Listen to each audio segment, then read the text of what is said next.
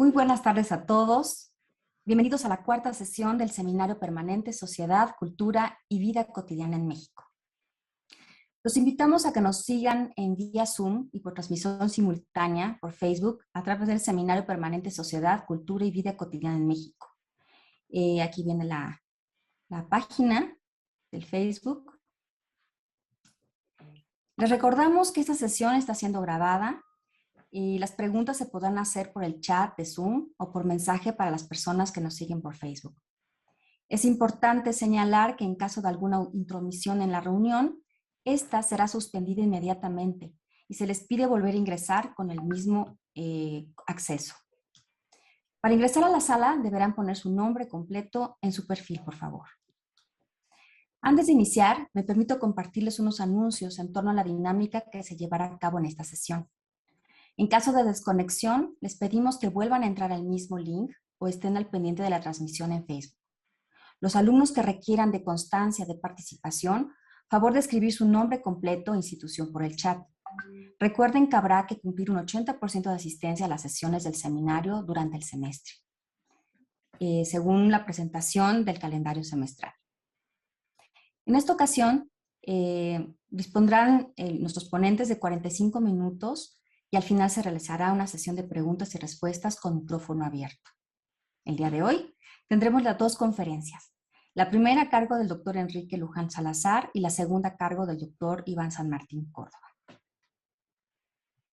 Así es. Entonces, bueno, nos permitimos presentarles a nuestro primer conferencista, el doctor Enrique Luján Salazar. Él es doctor en Filosofía por la Universidad Nacional Autónoma de México. Trabaja como profesor e investigador de tiempo completo en el Departamento de Filosofía de la Universidad Autónoma de Aguascalientes, en las áreas de Filosofía Moderna y de Estética y Hermenéutica de las Artes. Sus últimas publicaciones son La condición humana y Preludio para un vuelo simbólico, en el texto La función simbólica en la interpretación del mundo. Es miembro de la Red de Investigadores en Filosofía de la región Centro-Norte. Doctor Enrique, bienvenido. Muchas gracias. Buenas tardes.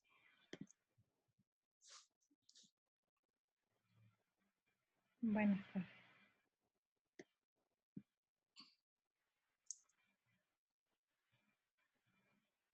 Adelante, doctor. Pues muchas gracias por la invitación al Seminario de Sociedad, Cultura y Vida Cotidiana en México.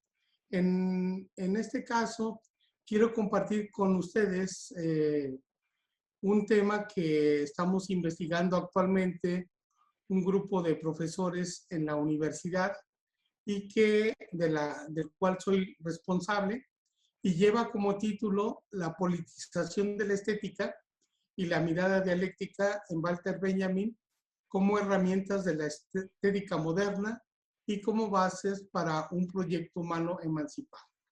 Entonces, en esta ocasión, quiero compartir con ustedes la importancia que tiene la alegoría en el pensamiento de Benjamin y que es muy relevante para sostener la perspectiva dialéctica que le permite al autor reflexionar, ya sea en torno al arte, la política, o sobre la experiencia del vertiginoso cambio de la modernidad.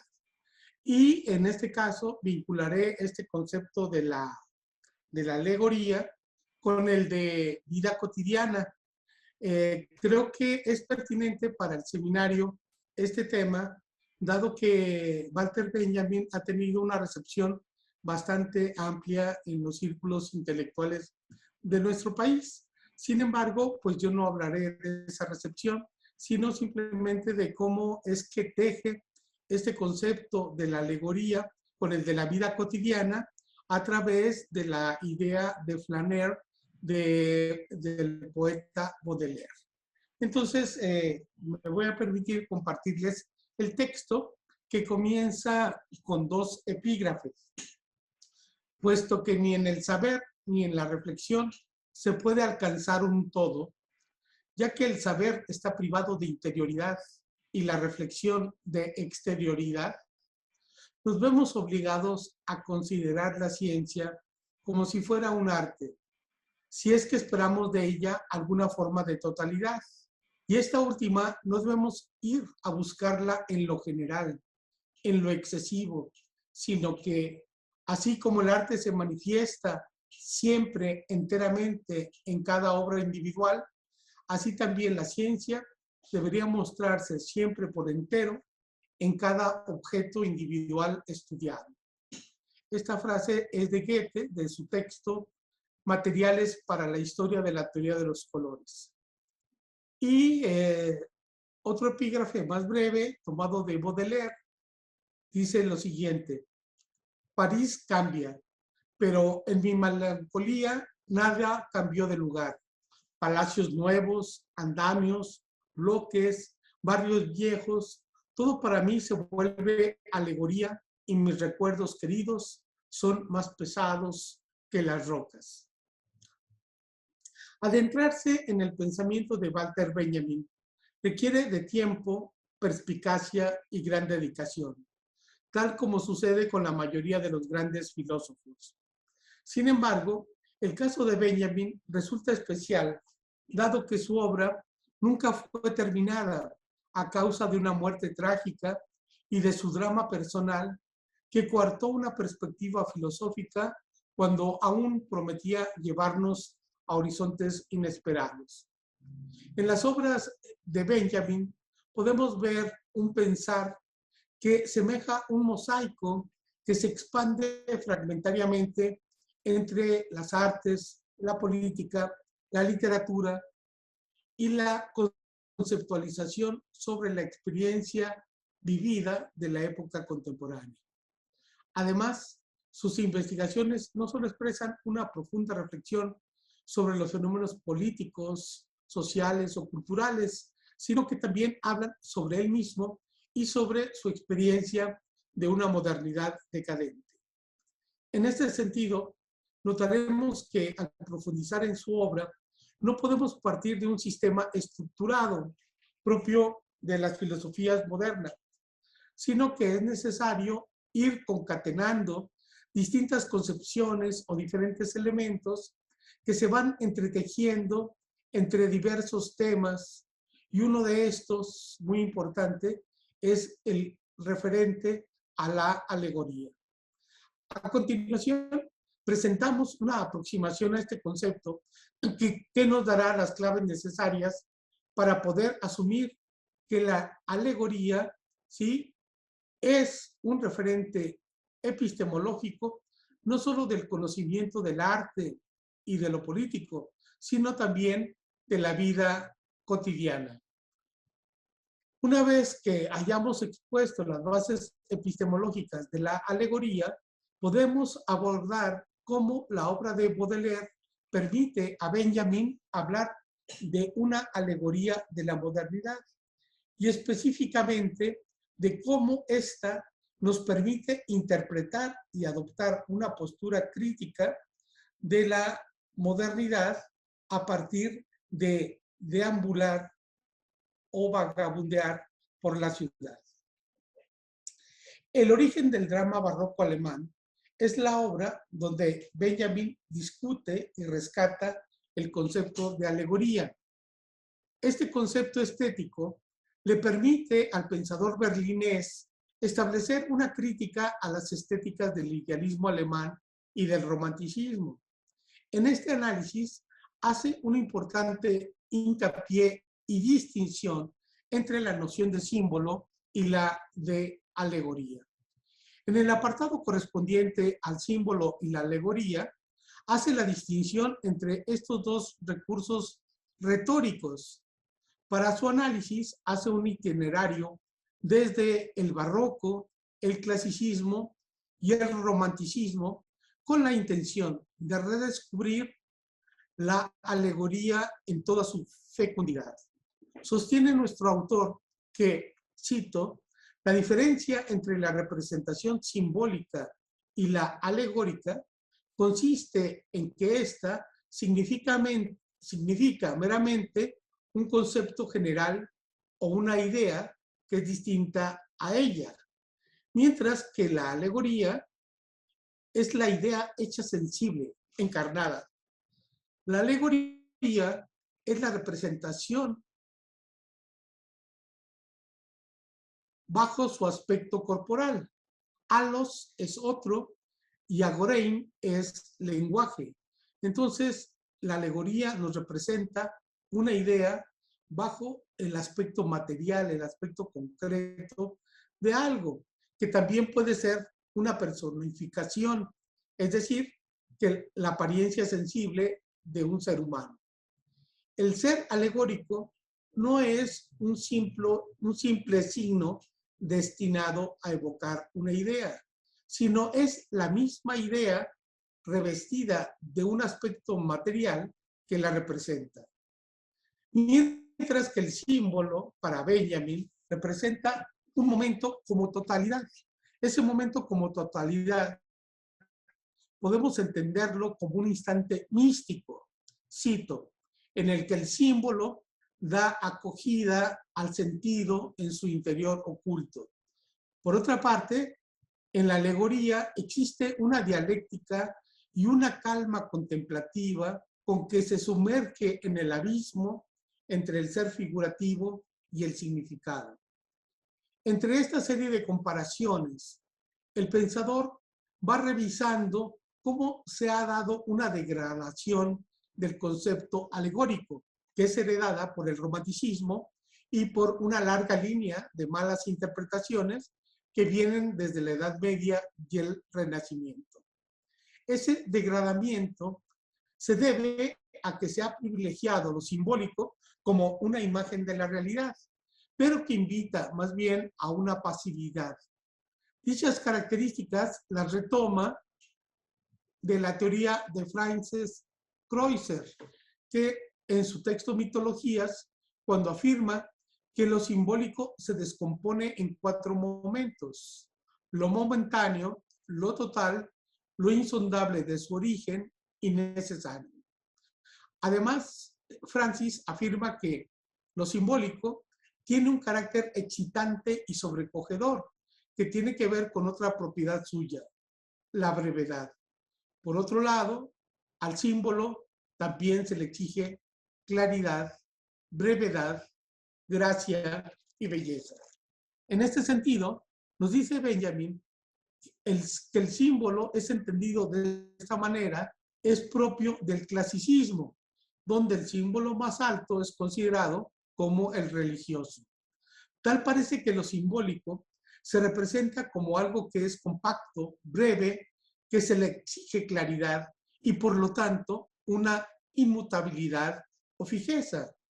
En cambio, la alegoría se concibe como móvil, que progresa a modo que pasa el tiempo. Hablamos de una réplica a las cosas, pero que es móvil, en el sentido que existe la noción de una anulación entre la idea-concepto y la materia. En la alegoría se resalta la diferencia entre lo que es espiritual y material. El principio de identidad que se podría observar en lo simbólico, donde se daba una momentánea totalidad unida entre el significado y el significante. En la alegoría vemos que esta diferencia se sustenta bajo una teoría sobre el lenguaje, en la que se enfatiza su autonomía respecto al ser humano. Cito a Benjamin. Y en esto consiste el lenguaje de la naturaleza, gracias al cual cada cosa habla a partir de sus propias cualidades y continuamente se revela a ella misma.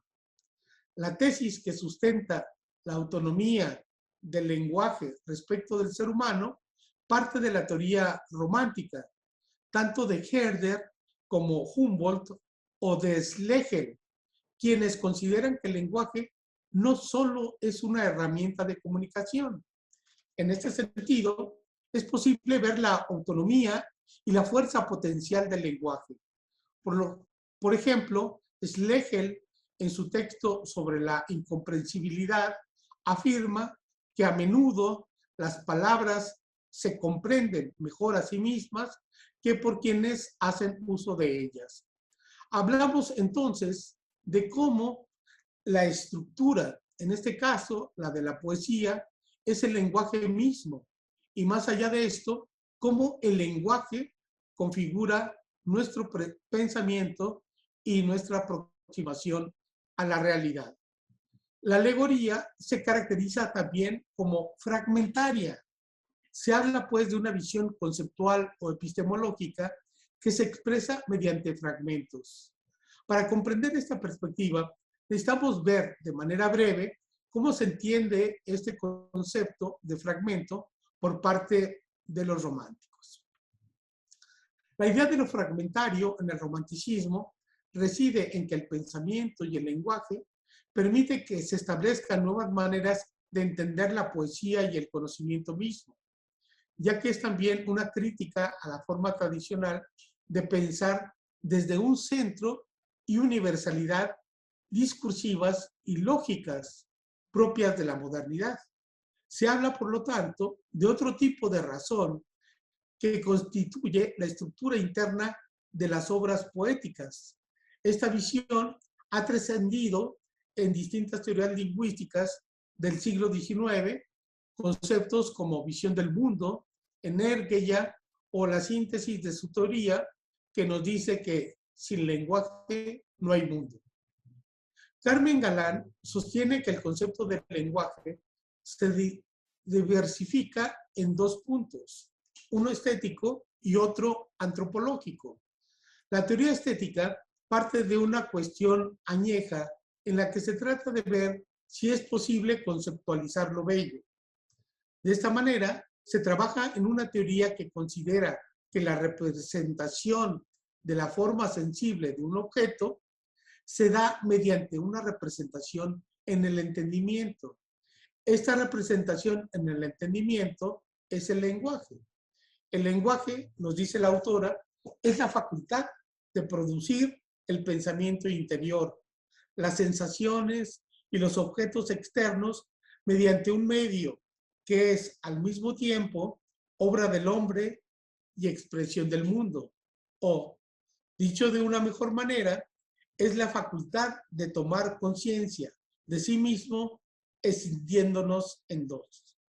Encontramos entonces cómo Humboldt, al igual que Schlegel, marcan el inicio de las teorías lingüísticas al abordar el problema de la relación entre lenguaje y pensamiento.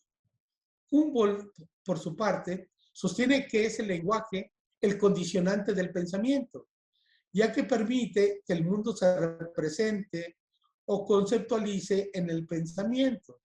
Y de esta manera, cito a Humboldt, ni el mundo ni el pensamiento tienen una existencia previa a la intervención del lenguaje.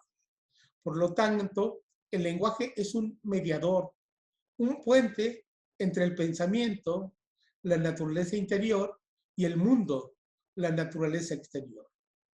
La tesis establecida tanto por el romanticismo alemán como por los filósofos mencionados abre el punto de discusión para que Benjamin pueda afirmar que en el entendimiento alegórico existe una conciencia de que a la materialidad se le impone un espíritu que no necesariamente le pertenece. Esto quiere decir, en otras palabras, que existe una reflexión respecto a la significación que es independiente del significado.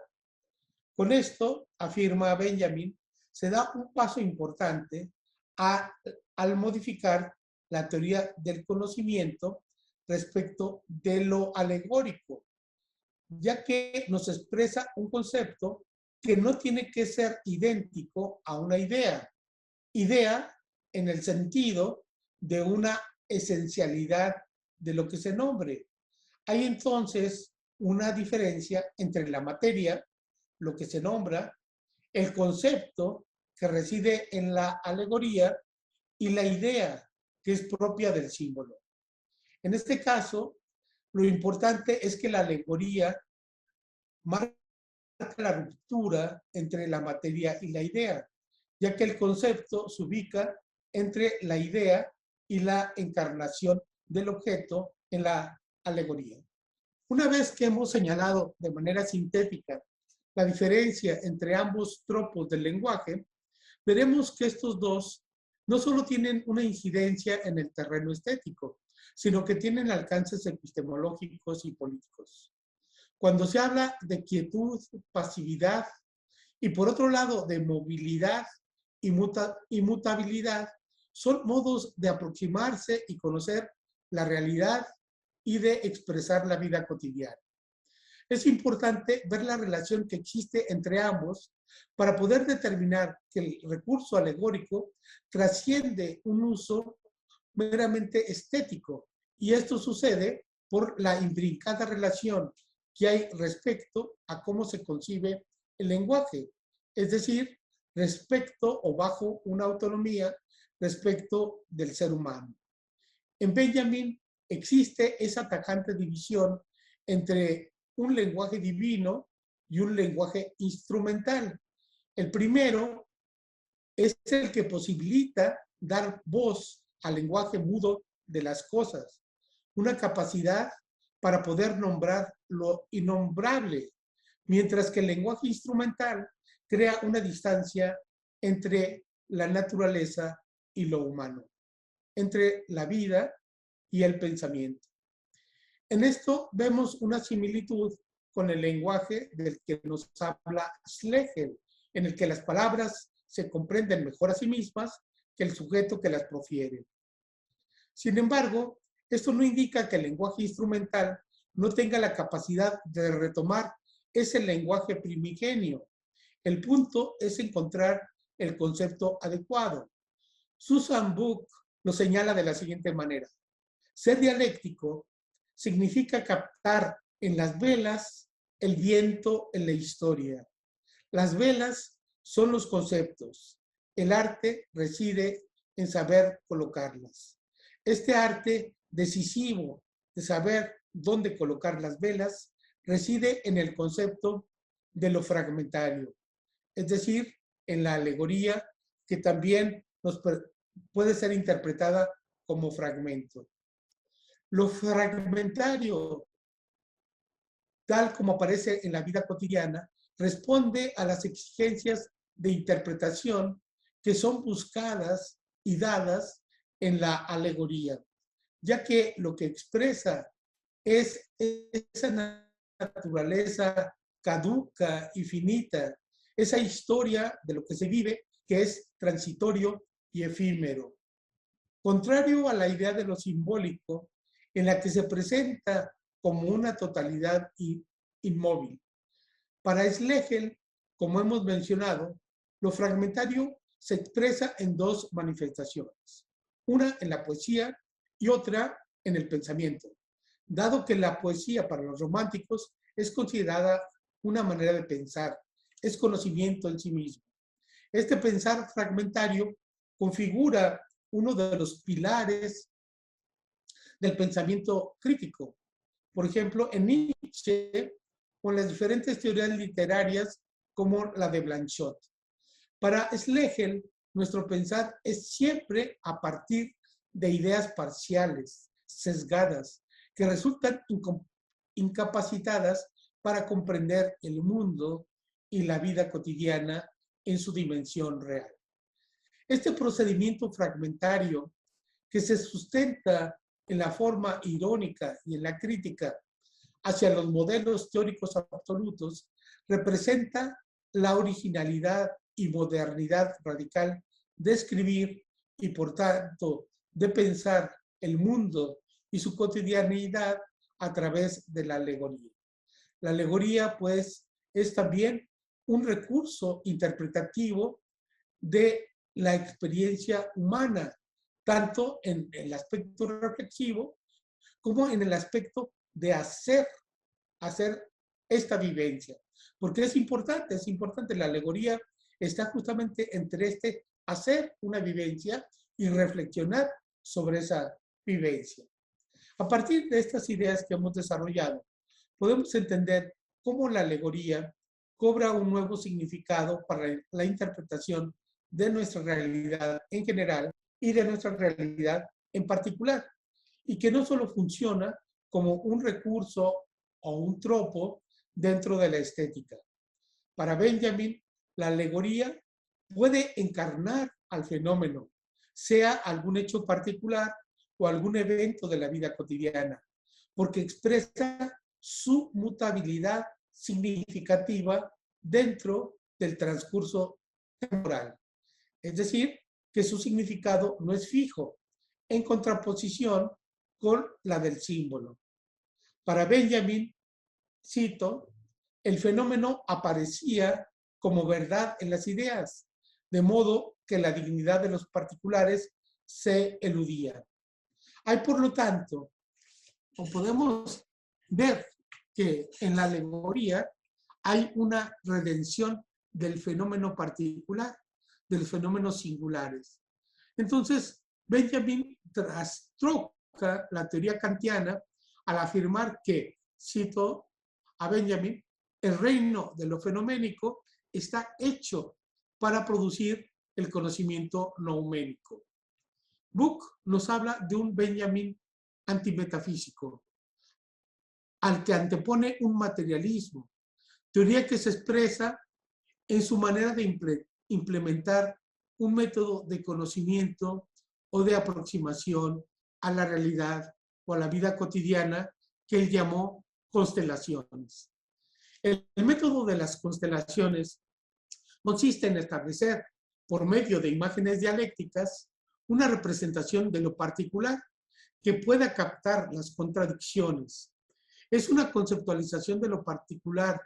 Su postura consiste en ir hacia una filosofía lo más concreta posible. Lo que se busca es que la esencia, ya sea social, histórica o estética, emerja de la apariencia de los fenómenos que percibimos. Las constelaciones es un método que se presenta como discontinuo. Cada concepto tendría su centro, su jerarquía. Por ello es que una de sus construcciones, por eso es que en cada una de sus construcciones se podría volver a los fenómenos mismos y crear nuevas ideas. De nuevo cito a Benjamin. Esta aproximación fragmentaria satisfacía los requisitos técnicos de una filosofía considerada en tanto lógica de la desintegración. Hasta aquí la cita.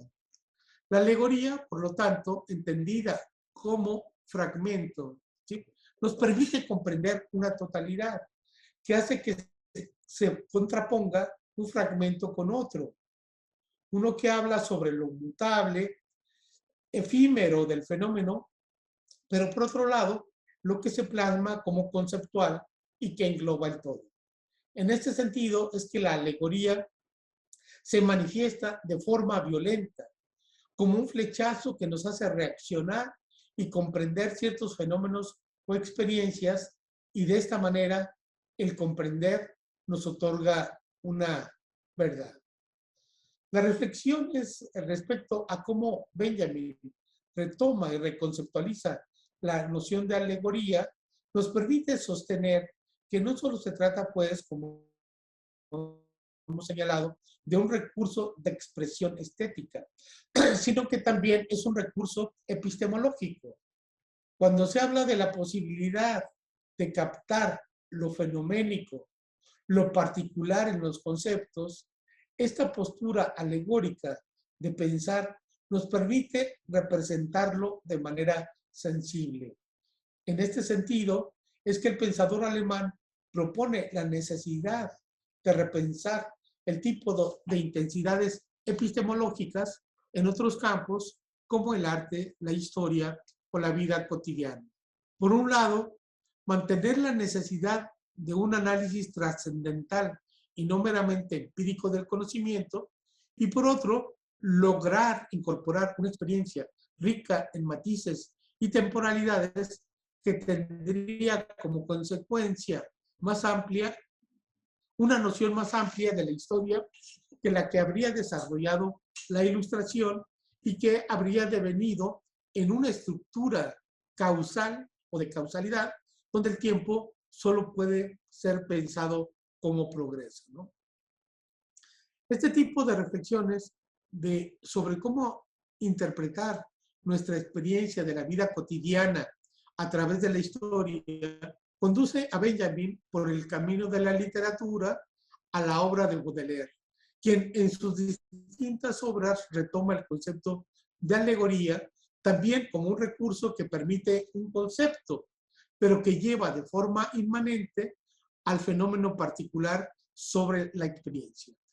El tipo de experiencia que nos plasma Benjamin en su texto Poesía y Capitalismo representa cómo la ciudad y la sociedad capitalizadas fueron la causa de una alienación del sujeto moderno que se debate entre una contemplación de la belleza natural y aquel que se regocija con las pequeñas cosas artificiales que ofrece la ciudad.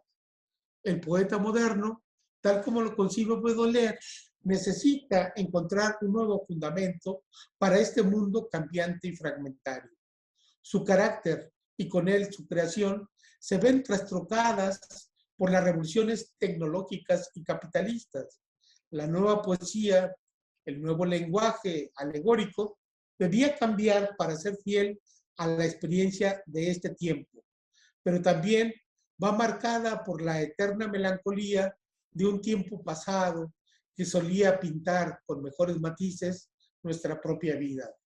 Lo que busca este poeta moderno es, según Baudelaire, cito, lo que se me permitirá llamar la modernidad, al no presentarse mejor una palabra que exprese la idea en cuestión.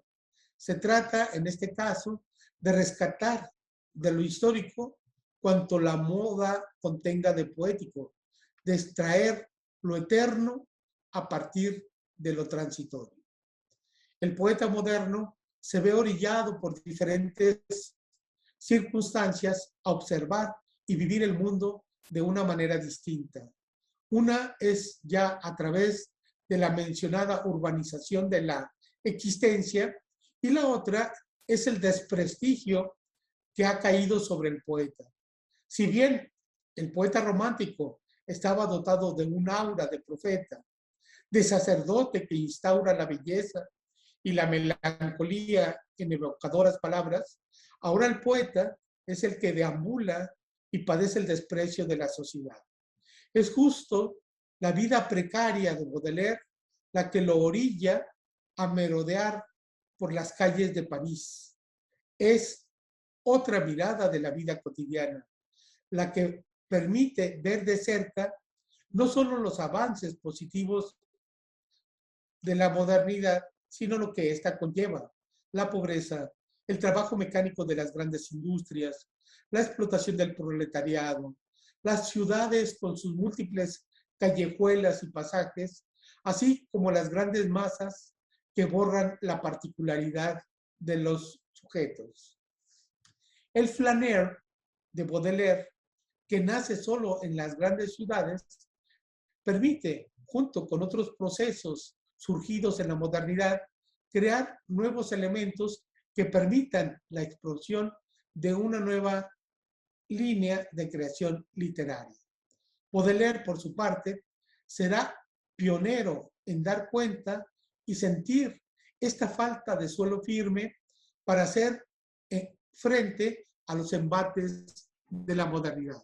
Y así también la necesidad no plenamente consciente de crearse un nuevo concepto teórico y estético de la vida que se caracterizará por una constitución dialéctica, donde se trata de agrupar una totalidad de fragmentos tan desiguales entre sí como lo pueden ser lo grotesco y la belleza. El último héroe de la decadencia es el flaner, este vagabundo de las ciudades que deviene otro en la misma medida en que su estado de embriaguez se torna receptivo de la novedad que la urbe arroja sobre él con cada renovado estertor de su cuerpo múltiple e infinito. La flânerie de Baudelaire, estas andanzas de este vagabundo en el pensamiento de Baudelaire, es una experiencia de hallazgo y de pérdida. Una borrachera que se hunde en la exhalación de la multitud, en su serpentear indefinido por pasajes y callejuelas. Esta nueva esencia de la experiencia estética de la realidad se centrará entre el flujo y el movimiento de la gran ciudad. A partir de Baudelaire, la inspiración poética no se concentrará en la contemplación pacífica e idílica del poeta solitario frente a la armonía de la naturaleza, sino más bien como aquel poeta que gusta de dar grandes paseos para regocijarse del espectáculo de la sociedad en el acontecer cotidiano. El gran cambio del romanticismo a su culminación en la poesía de Baudelaire consiste en que la naturaleza ya no se presenta como sustancia, ya no hay un reflejo de la energía y de la fuerza del ser humano en ellas. No hay una armonía de índole espiritual con las estrellas, las nubes o los árboles, a pesar de los esfuerzos de los ecologistas. En Poesía y Capitalismo, Benjamin hace un profundo análisis del modo en que se acogió el desarrollo de la ciudad en los grandes escritores. Así, para muchos y para Baudelaire, la noche y las estrellas pasan a segundo plano. Las grandes farolas, cito a Baudelaire, expulsan al cielo estrellado de la imagen de la gran ciudad más confiadamente de cómo había sucedido por causa de sus casas elevadas. La luna y las estrellas ya no merecen mención alguna. Hasta aquí Baudelaire. Al desaparecer la naturaleza del panorama de inspiración, se diluye también el último vestigio de un ideal infinito alcanzable. Lo que queda es lo mundano, lo sucio y lo deforme de la cotidianeidad, lo cual tiene como consecuencia una tensión dada por la misma existencia contemporánea, una angustia predominante frente a los grandes cambios que tornan el destino humano incierto. Dicha experiencia a la que alude Benjamin se entiende porque el hombre del siglo XX se conformó como individuo y como sociedad desde la experiencia vivida, dejando fuera esa otra experiencia que no solo es vivencia, sino que implica un deambular que no tiene sentido alguno. Ambas refieren a una experiencia, pero entendidas desde dos sentidos. La experiencia vivida, que tiene un sentido limitado, dada a partir de la reflexión, y la vivencia, que lleva consigo un cierto tipo de conocimiento, es decir, la experiencia que recoge lo acontecido como información, pero que no es transmisible mediante la narración. Hacer experiencia cotidiana refiere a llevarla, a aportarla, a ser parte de ella, como ella es parte de nosotros, pero en un sentido casi inconsciente. El hecho de que la conciencia de esta experiencia capte y detenga el impacto o la violencia que Benjamin llama el shock, es lo que permite que tal impacto permita el carácter de experiencia vivida de la vida cotidiana. Afirma que la función peculiar de defensa respecto al shock puede definirse como una tarea asignada al conocimiento a costa de la integridad de su contenido. Un exacto puesto temporal en la conciencia. Esta es la experiencia vivida. Vemos, por lo tanto, que en Benjamin distingue dos tipos de experiencia. La experiencia vivida, que es esta que va hasta las ideas, que va a la reflexión, y por otro, el hacer experiencia. Esta última, que se hace posible a partir de una visión crítica y alegórica para poder comprender nuestra vida cotidiana, no desde una totalidad o desde supuestos totalitarios como los científicos, políticos o filosóficos, sino que la atención debe estar siempre en los fenómenos particulares que las grandes teorías olvidan. Habla, pues, Benjamin, de una experiencia de la materialidad que produce la vida cotidiana, los hechos y los objetos particulares. O en otras palabras, como lo expresamos ya anteriormente, el saber cómo colocar las velas, cómo colocar nuestros conceptos en el aire que las ondea, pues es la construcción de la historia misma de nuestra experiencia. ¿Sí? Hasta aquí estas reflexiones que he querido compartir con ustedes y quedo pues al pendiente de sus preguntas, comentarios o críticas. Muchas gracias, doctor Luján. ¿Seguimos con el doctor Iván? Sí. Sí. Bueno, ahí está a modo presentación, sí. Sí. La página, bueno, el registro de ORCID del doctor Enrique Luján, por si quieren consultar sus publicaciones. Y bueno, vamos a dar la palabra a nuestro segundo ponente. Al final haremos la sesión de preguntas. Es un gusto que nos acompañe también el doctor Iván San Martín Córdoba. Él es arquitecto por la UNAM y filósofo por la Universidad del Claustro de Sor Juana, maestro en urbanismo por la UNAM y doctor en arquitectura por la Universidad Politécnica de Cataluña, España. Desde 2008 es investigador titular en la Facultad de Arquitectura de la UNAM, donde es profesor de licenciatura y posgrado. Desde el 2005 pertenece al Sistema Nacional de Investigadores del CONACYT. Es fundador del capítulo mexicano de Docomomo, del cual es su secretario desde el año 2010. Es miembro de ICOMOS México, de la Academia Nacional de Arquitectura y del Comité Internacional de Críticos de Arquitectura, SICA. En 2010 obtuvo el premio Juan O'Gorman del Colegio de Arquitectos, CAMSAM, y entre sus publicaciones destaca el libro Estructura, Abstracción, Sacralidad, la arquitectura religiosa del movimiento moderno, que obtuvo el premio INA Francisco de la Maza en el año 2016, y la coordinación del libro Ingenieros de Profesión, Arquitectos de Vocación, 25 protagonistas de la arquitectura mexicana del siglo XX, que el CAMSAM otorgó medalla de plata en la Quinta Bienal de Arquitectura de la Ciudad de México en este año, en el 2021. Y bueno, también les dejamos la página, el registro de ORCID del doctor Iván San Martín para que puedan consultar sus publicaciones. Y les cedo la palabra. Gracias, Alejandra. Voy a compartir. Muchas gracias. Déjenme poner mi cronómetro. Listo.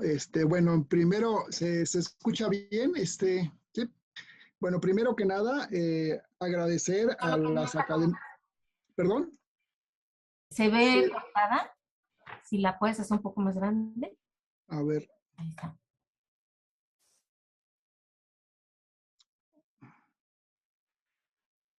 Listo. ¿Se ve completa o se ve cortada? No, ahí ya se ve completa. ¿Sí? Se ve completa. Sí. ¿Sí? Bueno, entonces voy a, primero que nada, agradecer a las académicas del comité organizador del Instituto Politécnico Nacional de la Unidad de Camachalco, a la Facultad de Diseño de la Universidad de Anáhuac, México, y desde luego a la Facultad de Arquitectura de la UNAM, pues por su impecable coordinación y desde luego la invitación tan gentil que me hicieron para participar. Voy a leer acompañado con algunas imágenes. Dice: nuestra vida cotidiana transcurre en espacios arquitectónicos y urbanos donde transitan nuestros cuerpos y discurren nuestras mentes. Esta charla tratará justamente de ofrecer un momento reflexivo para aproximarnos a una posible antropología filosófica de la vida cotidiana, una hermenéutica en la que cada uno explorará sus propios caminos de acuerdo a su propia vida de conciencia.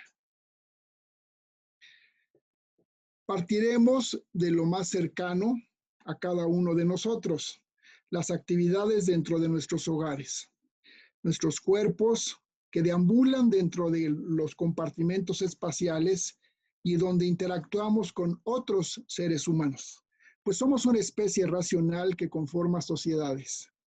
Dejaremos para otra ocasión la vida cotidiana en los espacios públicos. Nuestros hogares son ante todo el refugio para el desarrollo de nuestras vidas frente a las amenazas del exterior. Son la caverna desde donde vemos el mundo pasar.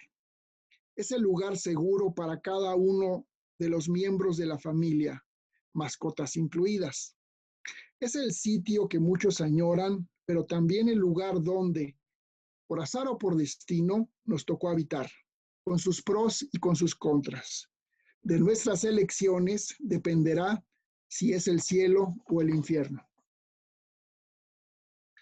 Para el ensayista francés Gaston Bachelard, el hogar era ante todo un lugar para poder soñar. Y cito, la casa resguarda el ensueño, la casa protege al soñador, la casa nos permite soñar en paz. Cierro cita. Precisamente por constituirse como un refugio, estratificamos sus espacios para la defensa de los lugares públicos para recibir, los ámbitos privados para estar y los íntimos para el cumplimiento de nuestros deseos e impulsos, sean confesables o no. Aristóteles definía que el humano es por naturaleza un ser social. Por ello, el desarrollo personal es producto del entorno. Se es actuando junto con otros. Desde el momento mismo del nacimiento necesitamos de los otros para sobrevivir. Primero, del cuidado para nacer y crecer, luego para proveernos de alimentos y muchas décadas más tarde, si tenemos suerte, para recibir asistencia en los últimos años. Cuando decidimos invitar a alguien a casa, es porque aceptamos que abriremos una parte de nosotros, que nos veremos expuestos ante la mirada del otro. Se trata de una intromisión consentida a la privacidad de nuestro hogar.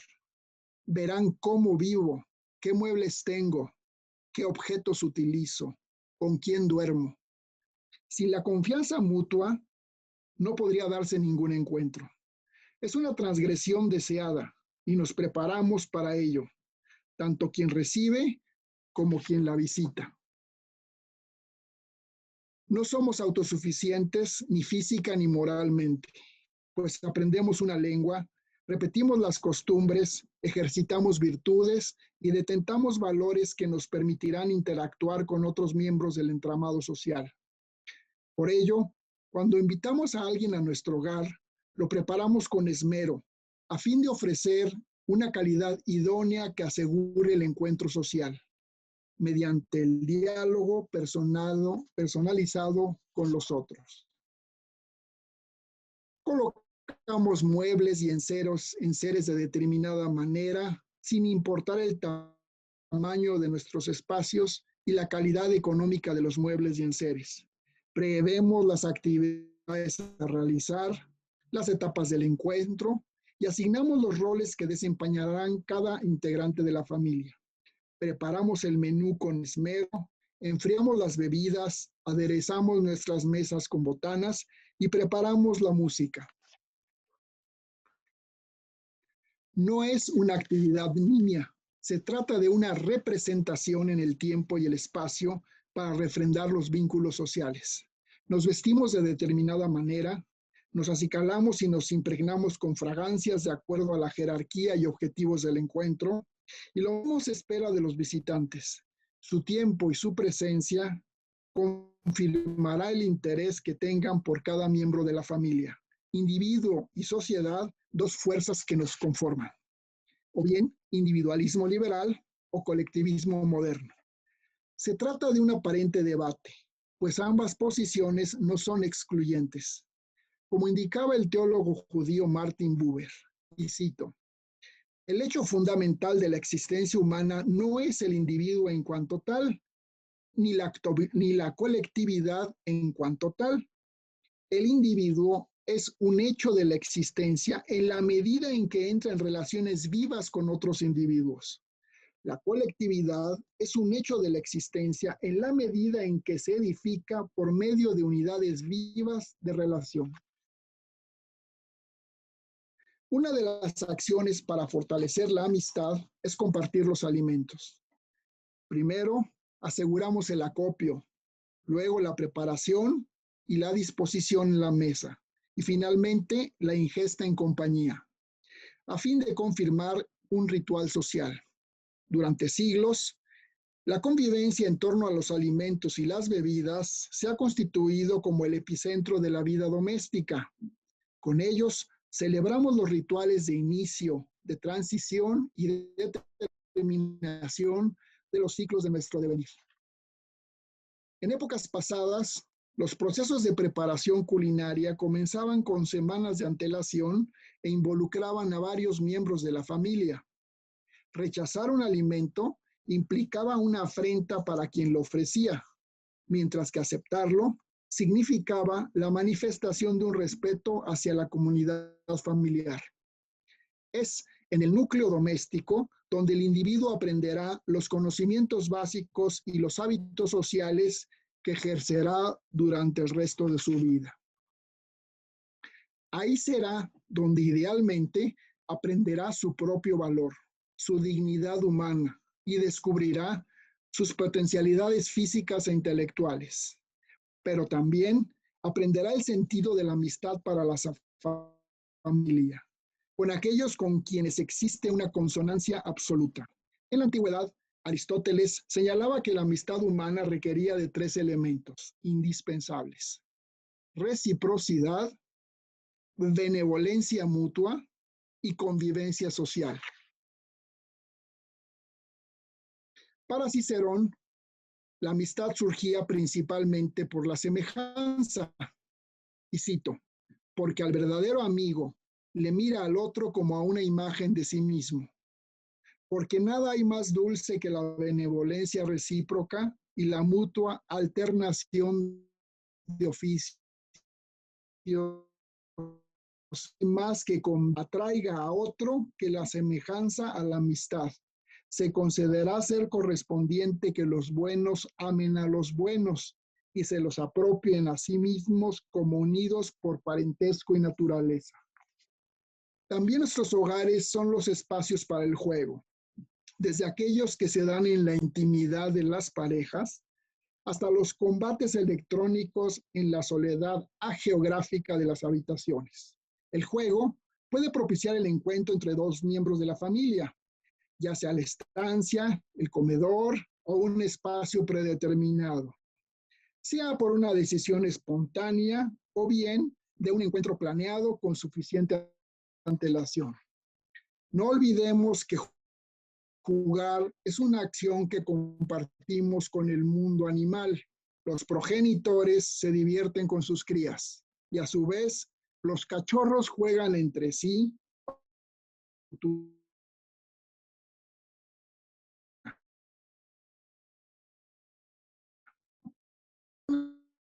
¿Quién de nosotros no recuerda aquellos primeros juegos de infancia? Las toscas bromas de mi padre, las escondidillas en casa de los tíos, aquellos brincos en el chapoteadero. Para el holandés Johan Huizinga, el juego posee una función creadora de cultura, en el que siempre está presente la tensión, la incertidumbre y el deseo de erigirse como vencedor. Y cito, ganar quiere decir mostrarse en el desenlace de un juego superior a otro. Se ha ganado prestigio, honor, y este prestigio y honor benefician a todo el grupo al que pertenece el jugador. Aquí reside otra propiedad importante del juego. El éxito logrado en el juego se puede transmitir en alto grado del individuo al grupo. El juego en el hogar proporciona placer y descanso, pero también nos prepara para el triunfo y la derrota, pues aprendemos el compromiso de acatar las reglas y la importancia de trazar estrategias para nuestras acciones futuras. Los juegos de mesa contienen símbolos culturales, deseos contenidos y realidades posibles que se expresan mediante la destreza de cada uno de los jugadores. El juego nos pone a prueba y nos expone al error o al acierto. Es el momento para el azar o la suerte. Dos conceptos que suelen confundir. El primero es universal y el segundo, la suerte, es individual. En ambos casos, no debe olvidarse que se trata de una acción placentera y en ello los animales juguetean, saben que sus garras y colmillos nunca deben dañar al contrincante. También los hogares son el espacio para la actividad física de nuestros cuerpos, para exponer nuestras destrezas y sus límites. Podemos realizarla de manera individual, como cuando hacemos ejercicio desde nuestras casas, si el espacio lo permite. La larga contingencia sanitaria por la que hemos todos atravesado ha mostrado estas posibilidades. Pero también se puede ejercitar de manera colectiva, como cuando gozamos de un jardín privado o compartimos un patio dentro de una unidad vecinal. En esos espacios se manifiesta el encuentro con el otro, en competencia leal y en el apego a las reglas. Solo por el placer de ejercitarnos, de respirar profundo, sudar y cansarnos hasta llegar al dolor que se transforma en placer. En los ejercicios físicos se reconoce la virtud y se acepta la derrota. Siempre trata de una actividad placentera que no debe afectar la convivencia social. Y es que a diferencia de los animales, solo los humanos somos capaces de dañar, agredir y hasta matar la vida. Es parte de las posibilidades existenciales de la estupidez humana. Entre los placeres domésticos debemos sin duda situar al gozo estético, pues nuestros hogares son el primer lugar donde organizamos estéticamente nuestro entorno, nuestros cuerpos, la ropa que usamos, los muebles donde nos sentamos y sobre todo los adornos, cuya función es justamente embellecer. A medida que habitamos el hogar, lo vamos estetizando de acuerdo a nuestros gustos. Hay quien enmarca un costoso cuadro, o coloca carpetitas tejidas en los sillones, o depositan esculturas sobre pedestales, se acomodan macetas con plantas coloridas, se exhiben copas y vajillas dentro de vitrinas que nunca se usan. Nuestras casas muestran una gradación estética de acuerdo a las finalidades de cada espacio. Inclusive, nos concedemos ciertas licencias estéticas de acuerdo a la jerarquía otorgada a cada rincón de nuestras casas. En las zonas públicas solemos adherirnos a las modas imperantes y colocamos los objetos más suntuosos, los mejores cuadros, las fragancias más exquisitas y las toallas más suaves. Mientras que en las áreas privadas nos relajamos un poco y lo aderezamos con los enseres pues más inmediatos y funcionales. No decoramos igual un baño de visitas que nuestro baño privado.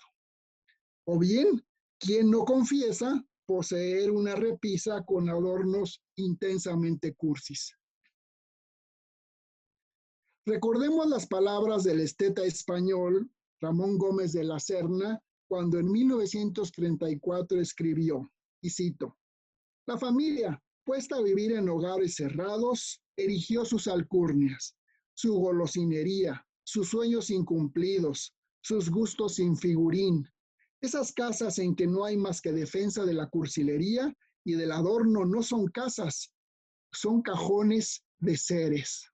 La humanidad cree en lo cursi porque es un gran descanso para ella, es un gran cobijo». Cierro cita.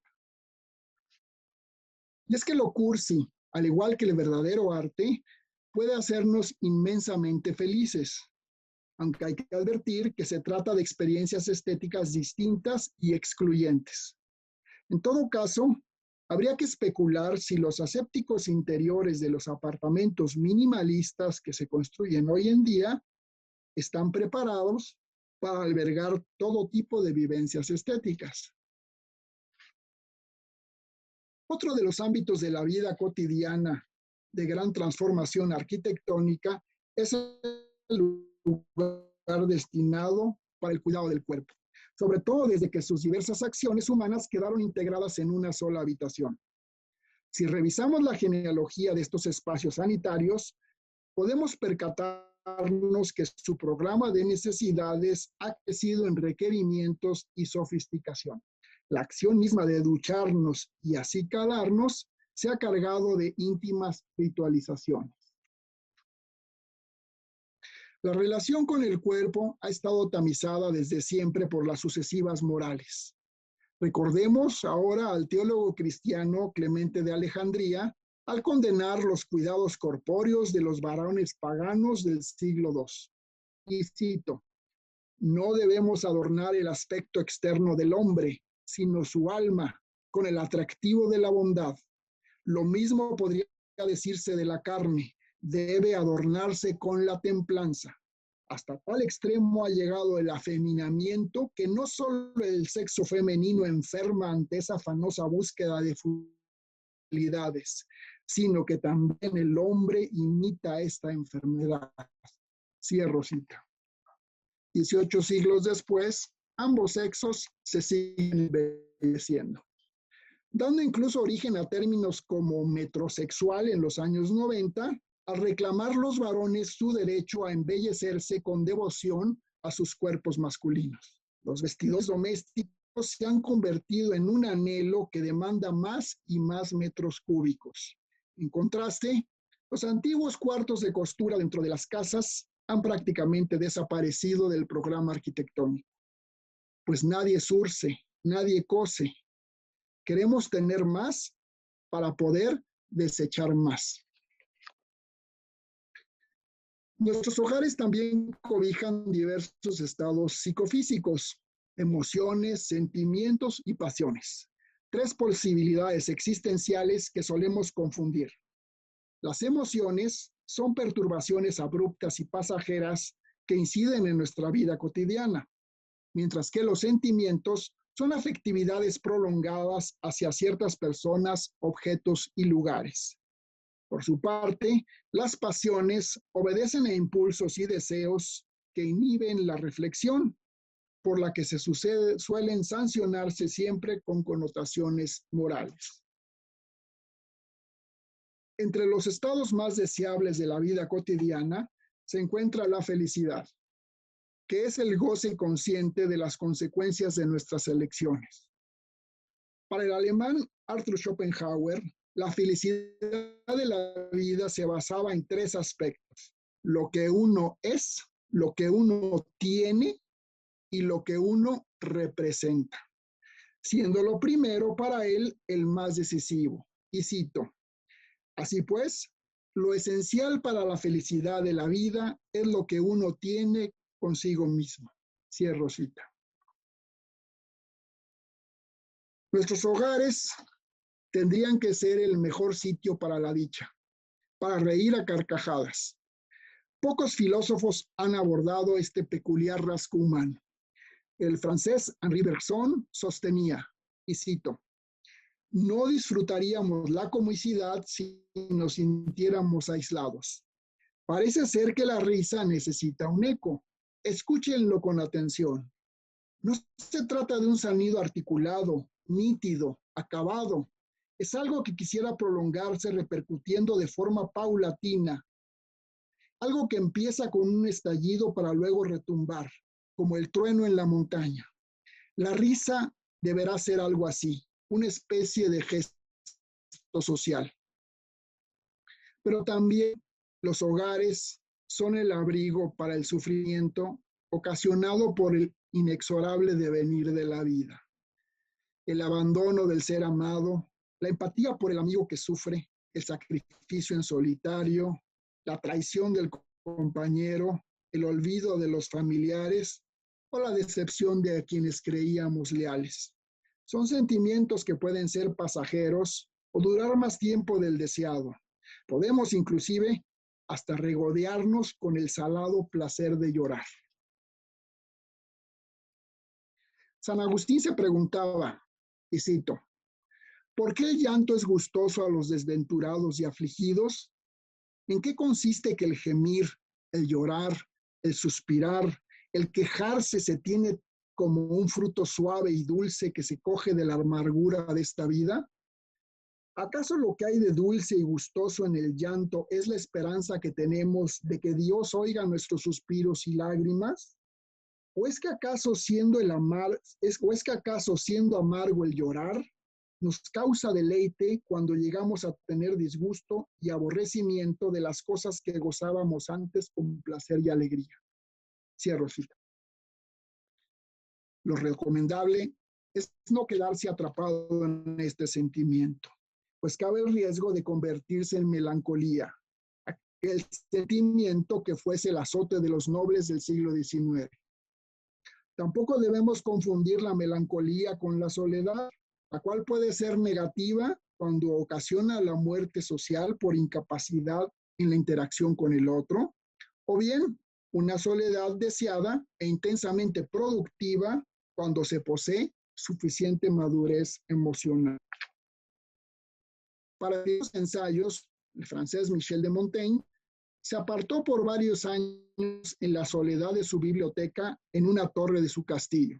Y cito, su finalidad es, creo yo, la misma, vivir con más tranquilidad y más dichoso. Pero no siempre pensamos bien el camino. A menudo pensamos haber abandonado las ocupaciones y solo las hemos cambiado. Debemos reservarnos una trastienda del todo libre, donde fijar nuestra verdadera libertad y nuestro principal retiro y soledad. Poseemos un alma que puede replegarse en sí misma, puede hacerse compañía. Cierro cita. Todos estos estados psicofísicos influyen en nuestra diaria manera de percibir el mundo, de percibir el entorno natural y doméstico y viceversa. Los cambios estacionales inciden en la percepción de nuestro diario vivir. Hay personas que han sufrido depresiones severas ocasionadas por los cambios naturales o por las deficiencias en el contacto que tienen con el mundo exterior. No todos tienen un espíritu eremita. También los hogares reservan lugares y enseres para el desarrollo del espíritu, para quienes desean resolver sus dudas existenciales a través de la creencia de un mundo que trasciende nuestra permanencia corpórea. ¿Cuál es nuestro origen? ¿Cuál es nuestro destino? Para quienes desean esta comunicación, se disponen espacios y objetos dentro de la casa, ya sea que nos adscribamos a una religión o que nuestras creencias sean de orden metafísico y creamos en el gran arquitecto del universo. Una pequeña repisa para el libro sagrado, un rosario colgado, una palma seca en la puerta del hogar, una pequeña mezuzá en el acceso del hogar judío, una imagen devocional que consideramos milagrosa, una veladora que se prende de tanto en tanto, o hasta una pirámide de cuarzo cargada de bienhechoras energías. Son ámbitos para lo sagrado doméstico que orientan la comunicación espiritual.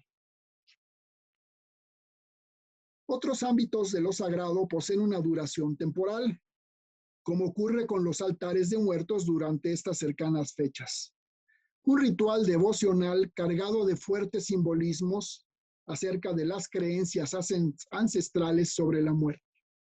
De hecho, la explicación sobre la finitud de la vida es uno de los primeros problemas filosóficos que encara el ser humano, y así se constatan en las remotas manifestaciones arqueológicas. Saber que moriremos permite interrogarnos por la calidad y límite de la existencia, y ello nos puede provocar esperanzas en la vida eterna o preocupación y angustia frente al horror de la nada. Frente a ello, La comunicación espiritual brinda una posibilidad existencial y es en la privacidad familiar donde se aprende y se brindan las primeras respuestas. En los espacios domésticos se desarrolla el aprendizaje de la infancia, el ímpetu de la adolescencia, los titubeos de la juventud, la responsabilidad en la madurez y, si fuera el caso, la incertidumbre en la ancianidad. Pensar en la muerte permite apreciar el devenir de nuestra existencia bajo el cobijo de nuestros hogares. Permanecerán probablemente nuestros muebles, regalarán nuestra ropa, pero mi cuerpo ya no estará más aquí. Cada etapa de la vida humana es distinta. El tiempo transcurre de manera diferente para cada miembro de la familia, pues cada uno posee un hoy, un ayer y un mañana. Recordemos al romano Séneca cuando escribía sobre la brevedad de la vida, y cito: en 3 etapas se divide la vida: la que ha sido, la que es y la que va a ser. De ellas, la que estamos pasando ahora es breve. La que vamos a pasar, incierta. La que hemos pasado, segura. ¿Acaso por esta brevedad nos aferramos al recuerdo de los lugares donde hemos transitado y de los seres que algún día los poblaron? Conservamos sus fotografías y videos para recordar sus rostros, sus ropas, sus entornos domésticos, los momentos culminantes de sus vidas, pero también sus acciones en un día cualquiera. Perseguimos la ilusión de congelar el tiempo, que los hijos nunca hubiesen crecido, o que los padres y abuelos no hubieran partido, o al menos no tan pronto. Todas estas historias se reflejan al interior de los espacios domésticos. Un portarretratos con el día de la boda, un marco con imágenes de bebés haciendo gestos, el adusto rostro del abuelo rodeado por su clan, una descolorida fotografía debajo del cristal de algún buró y hasta gruesos álbumes con imágenes de familiares en blanco y negro. Pero no nos engañemos, muchas de estas fotos terminarán arrinconadas en un cajón o arrojadas a la basura, pues su valor solo depende de nuestra relación con su recuerdo. Ya lo señalaba el citado Bachelard, y cito: las moradas del pasado son imperecederas en nosotros por los recuerdos de las antiguas y todos los espacios de nuestras soledades pasadas, los espacios donde hemos sufrido o gozado de la soledad, donde la hemos deseado o comprometido, son imborrables en cada uno de nosotros. En esto estriba la magia de la vida o línea de conciencia dentro de cada uno de nosotros.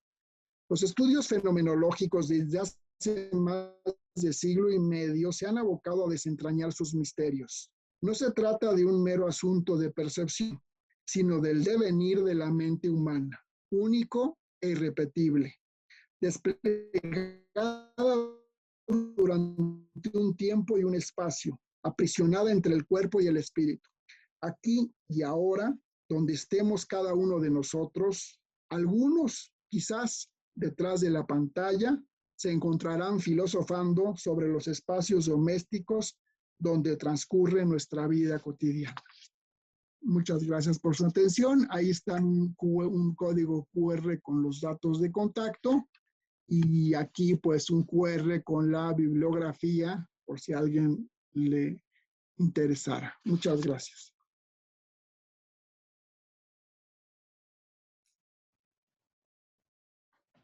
Bueno, pues muchas gracias, doctor San Martín. Les pedimos que si tienen alguna pregunta, aquí nos levanten la manita para que nos vayan apareciendo o si gustan escribirla en el chat. Yo empezaría con el doctor Luján en esta magnífica recorrido que nos hizo en el siglo XIX para ver precisamente los contrastes de las ciudades y los procesos que se desarrollaron para generar la modernidad, permitió precisamente esta generación de pensadores y críticos, ¿no? De los cuales nos platicó y se enfocó en Walter Benjamin. Pero bueno, y eso se relaciona un poco con lo que nos dijo Iván, la experiencia vivida, la experiencia creada, lo que uno es, lo que uno tiene, lo que uno necesita, fue demasiada información. Pero para el doctor Luján, cuando hablaba de la vida cotidiana, decía que lo definía como lo mundano, lo sucio, lo profano y la humanidad. Entonces yo quisiera que nos platicara un poco más de eso. Y al doctor San Martín, cuando empezó con la plática, nos decía que es cuando actuamos juntos y cuando estamos con los otros. Y en estas primeras diapositivas que empieza a pasar el hogar, yo de repente como que algo no me hizo clic, porque dije, a partir de la pandemia, de nuestra cuarentena de 18 meses, la realidad es distinta. Entonces sí, uno pensaba, voy a invitar a una visita y es un pedacito de mi casa, entonces no a cualquier gente uno invita a su domicilio. Pero ahorita ustedes están en mi casa y estoy en la casa de todos ustedes, ¿no? A través de la pantalla. Entonces, ahora se cuidan otro tipo de cosas y lo que se ve aquí, lo que se ve allá. Muchos están en la cocina, en el estudio, en la recámara. Entonces, estamos entrando en la virtualidad hasta los hogares, ¿no? Entonces, ¿qué opinión tiene de eso? De cuando invitamos a alguien a nuestro hogar, compartir los alimentos, pues ahorita es algo que no se ha podido hacer. Bueno, el año pasado la gente sufrió para el Día de las Madres sin poder hacer comida, Navidad, Año Nuevo sin poder festejar, ¿no? Y bueno, lo que decía, la cuarentena de 18 meses nos hizo replegarnos en nuestros hogares. Mucha gente solo llegaba a sus casas a dormir. Entonces esto fue un choque, ya que muchas veces no se ponía atención a esos placeres domésticos de los cuales nos platicó, ¿no? Y no mucha gente sonreía, al contrario, creo que los índices de violencia intrafamiliar se dispararon, hubo muchas complicaciones ahora con la pandemia, pero bueno, es otra visión de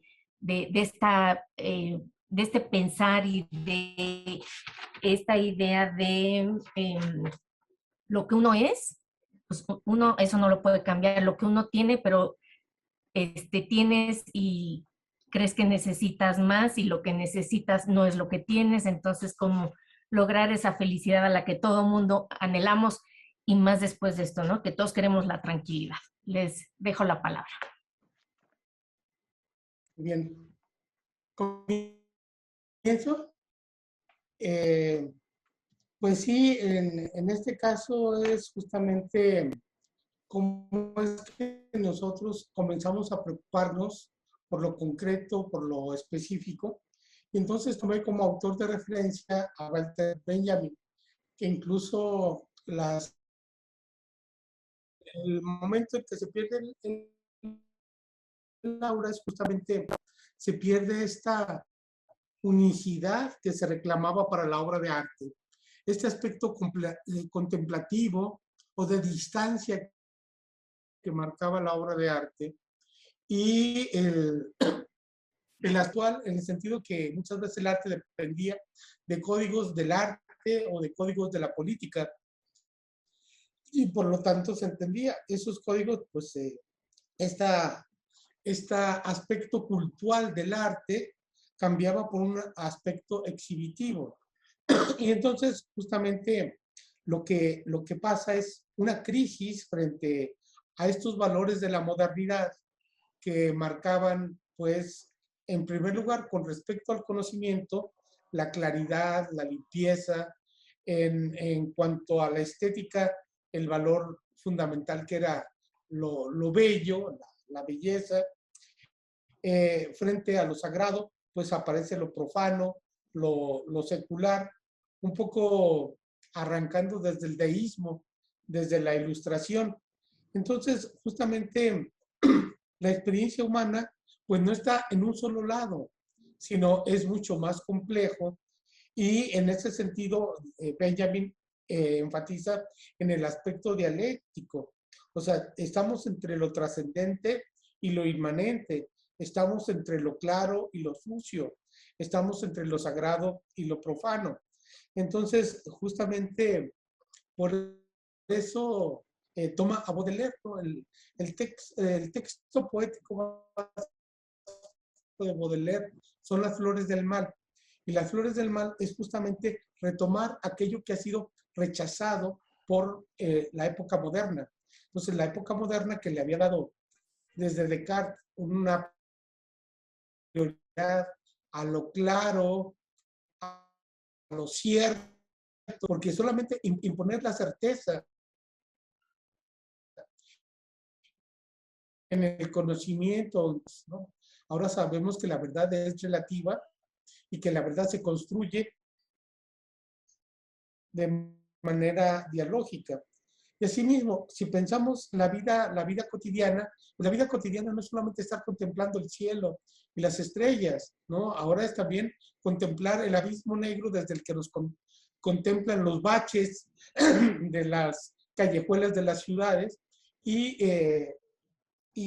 entonces lo fragmentario, lo abandonado, lo ruin que había sido pues declarado pues por ciertos autores de la modernidad, da lugar pues a una realidad mucho más compleja que percibimos, y percibimos no de manera como lo hizo Schopenhauer, sino lo percibimos de manera fragmentaria.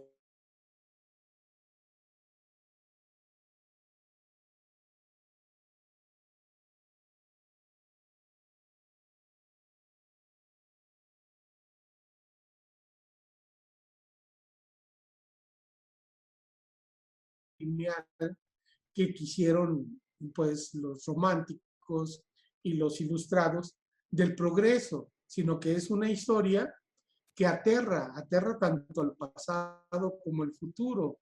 Digamos que una alegoría en Benjamin sobre la historia es este cuadro pequeño de Paul Klee, que es el ángel de la historia, donde está un ángel que está con un ojo viendo hacia un lado y con el otro viendo hacia al otro lado, espantado por la destrucción que se da en el pasado, pero nada nos asegura que esa destrucción no se siga dando en el futuro. Entonces creo que justamente estos autores, que son como autores goznes, críticos, que empezaron justamente, sería con Marx, Nietzsche o Freud, justamente abren este otro terreno, precisamente con Freud. De este aspecto consciente del ser humano, pues se abre este otro aspecto humano que es el inconsciente. ¿Okay? ¿Por qué aceptamos eso? Y entonces lo que va a señalar Benjamin es que esto lo percibimos de un modo inmediato, lo percibimos como un shock caminando por las ciudades, y este shock o ¿cómo lo podemos llamar? Esta intuición, pero no una intuición, nos da conocimiento de lo que está pasando. Solamente que hay que poner atención. Hay que poner atención a lo que vemos cuando caminamos e construir nuestra propia imagen de aquello que estamos viendo. O sea, no ver las cosas a partir de imágenes que ya están, digamos, de alguna manera pregrabadas, o de imágenes que nos caen encima por la publicidad. Entonces, justamente este asunto de la perversión de la imagen, donde nosotros pensamos, estaba justamente recordando ahora que exponía el doctor Iván sobre el sufrimiento, la tristeza o la muerte, cómo los jóvenes actuales se contentan con los puros emoticones para decir si están tristes, si están enamorados, si algo les gusta. Como eso es Lum, ¿no? ¿Cómo se llamaba la depresión del siglo XIX? Es una reducción, es una reducción. Entonces, los del 19 creo que eran mucho más libres, mucho más imaginativos que lo que ahora está pasando, a contrapelo. Entonces, es una contradicción que enfrenta Benjamin, y que con respecto, por ejemplo, a la tecnología, él decía, bueno, ciertamente la tecnología es posible que permita emancipar al ser humano a través de la fotografía, del cine, pero ahora con Hollywood sabemos que el cine también nos puede enajenar y crear nuestros propios héroes, nuestro propio sentido de la vida y hasta nuestro propio apocalipsis, ¿no? De cómo está este asunto. Entonces, a mí me han llamado mucho la atención estos autores de este tiempo por esta cuestión crítica y esta cuestión de marcar esta complejidad de la realidad en que vivimos y que la vida cotidiana tiene un valor tan importante dependiendo de que tengamos la mirada abierta y los poros sensibles a lo que está llegando y no simplemente nos quedemos en emoticones o la otra categoría estética para el que nadie entiende, que esto está muy lindo, ya lo lindo ya acabó con la obra, acabó con el edificio y no hay de veras un conocimiento. Pues estoy entre varios arquitectos de la complejidad, el valor y lo que nos pueden otorgar la arquitectura, tanto con los edificios construidos como los espacios que generan los edificios. Este espacio del que nos hablaba el doctor Iván en una casa, pues también es un espacio muy rico, que se vuelve algo rutinario, que se vuelve algo que nos apresa, cuando no lo sabemos valorar, cuando no sabemos, pues, darle un sentido. Entonces, perdón, yo sugeriría que nos dieran tiempo también al otro ponente, ¿no? Es decir, para... Sí, perdón, hasta ahí me quedo. Perdón, sí, doctor, pero si no se vuelve una segunda ponencia. Sí, muy bien, ahí me quedo. Me quedo revalorar lo sensible, cómo lo sensible justamente nos aproxima a la vida cotidiana sin la necesidad, pues, de una idea que sea general o que sea universal. Ahí me quedaría. Gracias por su gentileza. Comento yo algo muy breve de lo que decías, Alejandra. En efecto, cuando yo me planteé, digamos, este tema, había como dos posibilidades, ¿no?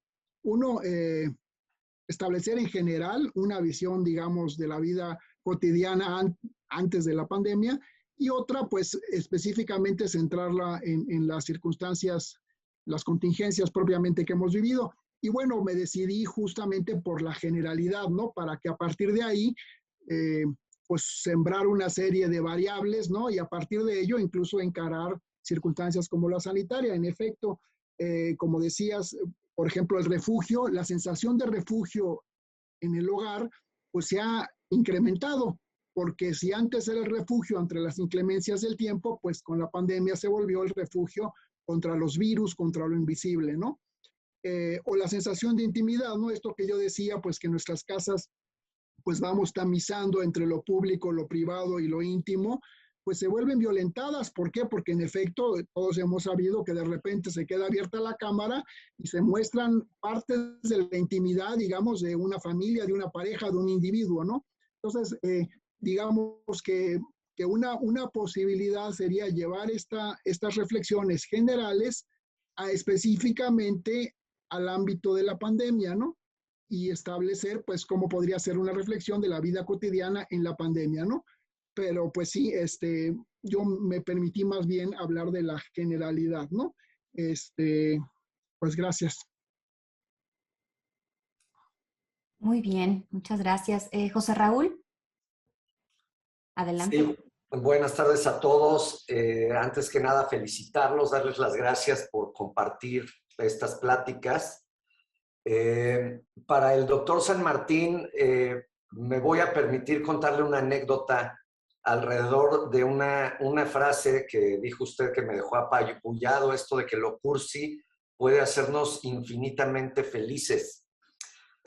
Hace unos años el Departamento de Arte de la Universidad Iberoamericana organizó una exposición sobre el kitsch y le pidió a profesores y alumnos que llevaran un objeto que tuvieran en sus casas del cual se sintieran avergonzados.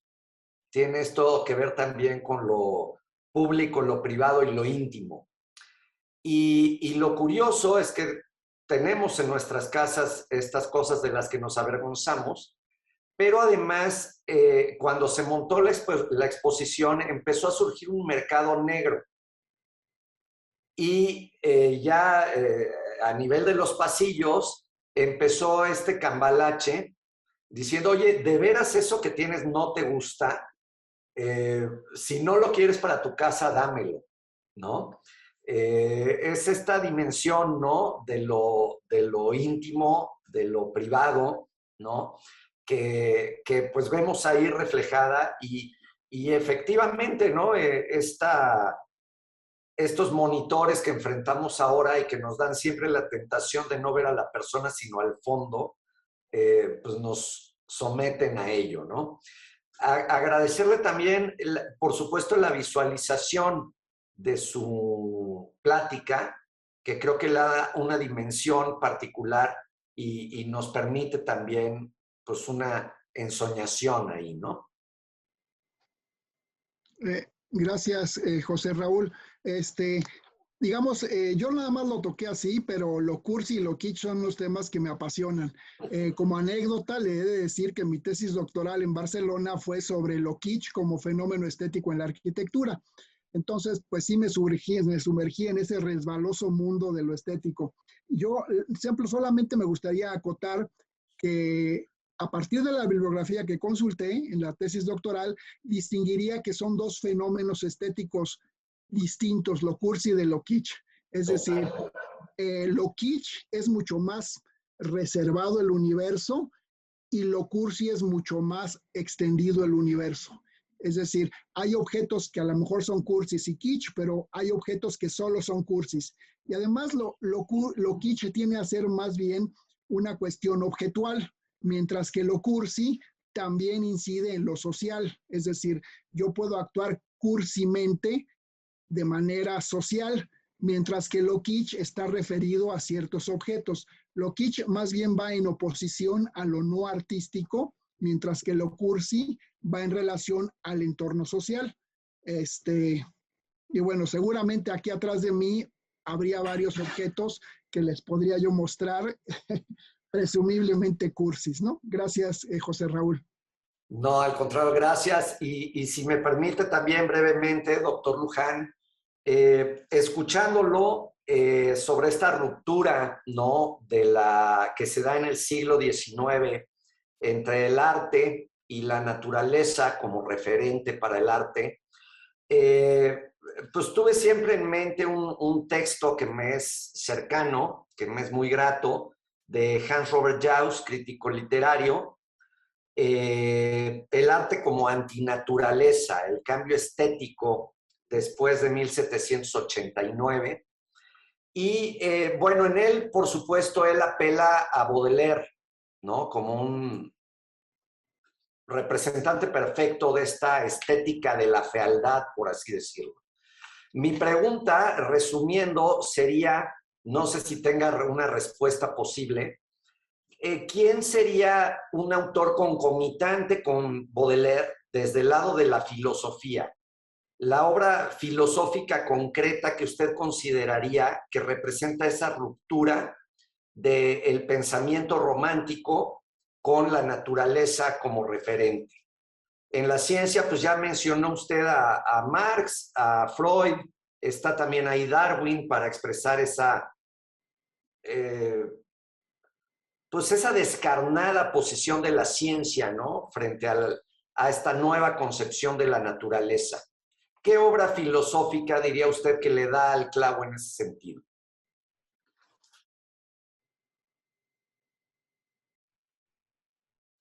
No tenemos audio, doctor. Pues alguna obra así precisa no me viene a la mente, pero sí hay una crítica, pues justamente a este romanticismo en el que se exalta la naturaleza. Por ejemplo, en el Así habló Zaratustra de Nietzsche, o en Más allá del bien y del mal, de Nietzsche también. Y luego, pues vinieron las vanguardias. Dentro de las vanguardias, pues algunos, los futuristas, por ejemplo, que le escribían poemas a un auto, por ejemplo, o a una fábrica que echaba humo, son los referentes que tendría así de momento, porque pues en el caso de Nietzsche, pues sí hay una crítica muy fuerte, un rompimiento, pero también hay una especie como de idealismo donde todo está junto, todo está mezclado en el famoso, en este caos del cual todo surge. Entonces está ahí, y están algunos autores marxistas también, el caso de Feuerbach. Ludwig Feuerbach también tiene ahí algún texto sobre antinaturaleza. Entonces creo que esos serían algunos de los autores. Y con respecto al arte, que digamos, no el tema de la belleza, en Kant todavía había un esfuerzo por estudiar la belleza en la naturaleza y una belleza en el arte. Para Hegel, ya en su estética, la belleza corresponde solamente a las obras humanas, no a la naturaleza, porque en la naturaleza no hay una intención, una intencionalidad estética. Entonces ya, de alguna manera, en Hegel, ya el idealismo absoluto, aunque hay una afirmación de alguna manera de la naturaleza es un momento, pero el momento mejor del desarrollo humano es el de la idea y aquello que construye el ser humano. Eso es lo que me vendría de pronto, pero me lo pongo de tarea, porque sí creo que habría que pensarlo mejor. Muchas gracias. Muchas gracias a ambos. Bueno, yo quisiera nada más agradecerles también, y sobre todo la parte más rica de este seminario es esta parte de la parte indisciplinar, ¿no? La interdisciplina. Incluso en algunos momentos caímos en la poesía, ¿no? En la retórica, en esta parte sabrosa, por llamarlo así, ¿no? Del vivir la parte cotidiana. Con el doctor San Martín, bueno, pues definitivamente sí recordé cuando corría de niña, ¿no? O sea, realmente sí me llevó a ese espacio. Creo que estuvo también llena de conceptos. Y simplemente tengo una duda con el doctor Luján, y cito lo que usted comentó. Según Benjamin, hacer una vivencia, ¿no? Es llevarla a ser parte de ella casi de manera inconsciente. Y hay que reflexionar, ¿no? Una vivencia de la vida cotidiana que nos lleva un conocimiento. Esto, y luego aterrizarlo directamente en un concepto, en un objeto. La pregunta es, ¿esto haría eliminar para este autor el imaginario? O sea, cuando nosotros empezamos a narrar algo, a interpretarlo, ¿eliminaría por completo el concepto del imaginario? No, creo que no lo eliminaría. Lo que sí diría que los imaginarios son sociales e históricos, o sea, que corresponden a una determinada civilización y ahí tienen un cierto sentido. Estaba pensando en alguna imagen alegórica que podemos ver y que nos lleva a una cierta civilización. El caso de la Catrina. La Catrina en Aguascalientes ya se vuelve como el ícono de la ciudad de Aguascalientes, el ícono de la muerte, ¿no? De que ya viene el Festival de los Muertos. Pero sin embargo, la Catrina no era esto para Guadalupe Posada. La Catrina ni siquiera era Catrina, o sea, era una garbancera. Lo que graba Posada es una garbancera y que lo que él critica es aquellas mujeres que iban a la Alameda en el siglo XIX queriendo conseguir a un Catrín y como no tenían para un buen maquillaje, pues se blanqueaban con garbanzo.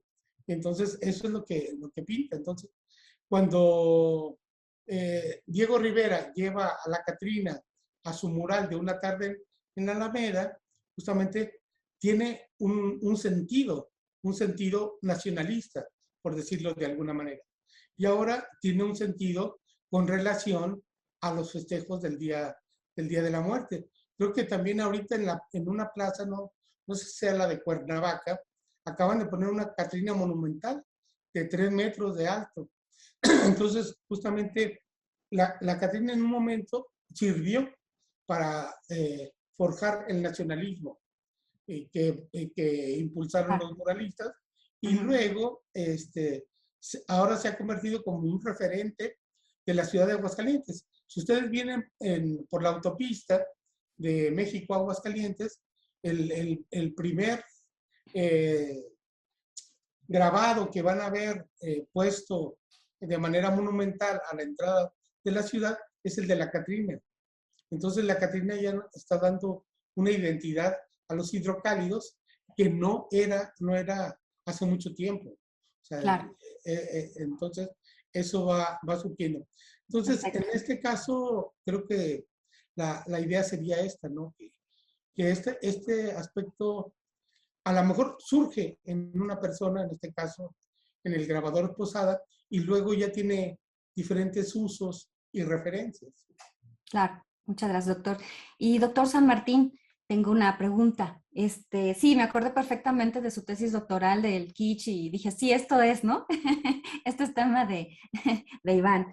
Me encanta cuando comentaste la parte de los baños, ¿no? De que siempre tratamos de mostrar lo mejor para los demás y te guardas los elementos que a lo mejor te dan pena mostrar, ¿no? Y esto de ir del acicalamiento y tal, ¿esto es más bien como cultural? ¿Es aprendido? ¿Cómo lo reflejamos? Porque finalmente la arquitectura es reflejo de una sociedad, ¿no? Entonces, ¿qué va primero? O sea, la parte cultural lo metemos, sucede lo mismo, ¿cómo lo ve usted? Gracias. Yo pienso que se da en la educación social, ¿no? Es decir, cuando somos niños nos enseñan una forma de relacionarnos con nuestros cuerpos, ¿no? Desde pequeños. Entonces, y desde luego tiene que ver cuestiones de género, de clase social, de muchas cosas, ¿no? Pues cuando yo fui niño, pues me enseñaban de cierta manera qué te podías tocar, qué no, qué podías enseñar, qué no podías, y el paso de la infancia a la adolescencia es a veces pues muy, muy duro justamente por esta relación que no sabes que tu cuerpo responde de manera diferente, ¿no? Entonces yo creo que es una relación dialéctica, ¿no? Es decir, es tanto tú como individuo como la sociedad que te va, digamos, incidiendo en las formas como tú te debes de relacionar en tu cuerpo, ¿no? Y finalmente, esto que se aprende desde niños es lo que va rigiendo tu vida adulta en función de lo que aprendiste de niño, ¿no? Y no es que sea mejor ni peor, ¿no? ¿No? Es decir, y quienes hayamos tenido una relación de convivencia con alguien, sean roommates, sean parejas, sean, en fin, parientes, pues te das cuenta, ¿no? Es decir, que nos relacionamos de manera distinta con nuestro cuerpo en función de los aprendizajes sociales que hemos vivido, ¿no? Insisto, no es mejor ni peor, simplemente es distinto, ¿no? Y los que tienen hijos, pues a su vez van transmitiendo desde la infancia una relación corpórea con el cuerpo, ¿no? Perfecto. Cómo se cuida, cómo tocarlo, cómo no tocarlo, cómo interactuar con otros cuerpos cuando llegas a la edad adulta, ¿no? Por eso bien dice el dicho, vive un mes con Inés y verás quién es, ¿no? Es decir, pues sí, porque la forma de vivir en la intimidad es donde te das cuenta las maneras que has aprendido socialmente, ¿no? No, en suma, no es un antes, es al mismo tiempo, ¿no? Creo yo. Gracias. Muchas gracias. Y bueno, ya simplemente es puros agradecimientos y felicitaciones en el chat.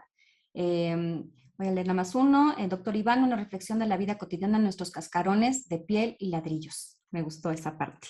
Gracias por tan interesante y amena exposición, doctor Iván San Martín. Felicitación al doctor Luján, muchas gracias. Y bueno, se tenía que retirar. Ok, pues, Eli. Sí, yo nada más quería comentar algo rápido. Me sonó un poco lo que comentó ahorita el doctor San Martín, sobre el hábitus de Pierre Bourdieu, ¿no? Este aprendizaje que se genera a partir del cuerpo y de cómo empezamos a introyectar, ¿no? Estos conocimientos, estos valores. Y bien lo dijo, o sea, son los aprendizajes que vamos adquiriendo desde casa, de estos procesos de socialización, pero que también van complementados con estos procesos de aculturación, ¿no? Entonces, como que somos esa suma de conocimientos.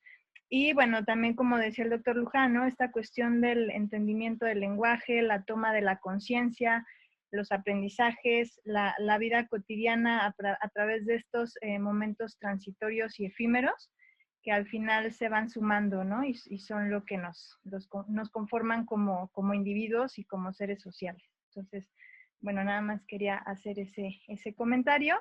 Y bueno, vamos a dar lectura, ¿no? Aquí a las... Ay, Dios. Me dicen si se ve. No sé si ya se... Se ve sin presentación, pero se ven los reconocimientos. Ok, bueno, una disculpa, aquí ya se inhibió un poquito, pero bueno, agradecemos al doctor Iván San Martín Córdoba a través de esta presentación en el Seminario Permanente Sociedad, Cultura y Vida Cotidiana en México, otorgándole el presente reconocimiento por su conferencia titulada Filosofar habitando, hacia una hermenéutica de la vida cotidiana, Ciudad de México, 27 de octubre del 2021.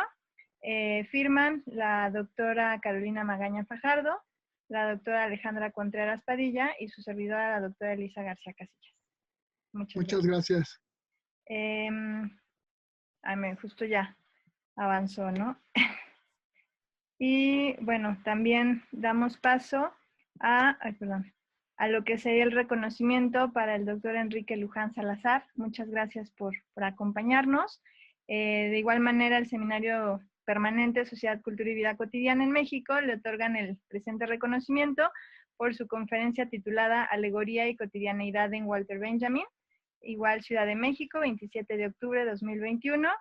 Firma la doctora Carolina Magaña, la doctora Alejandra Contreras y su servidora Elisa García.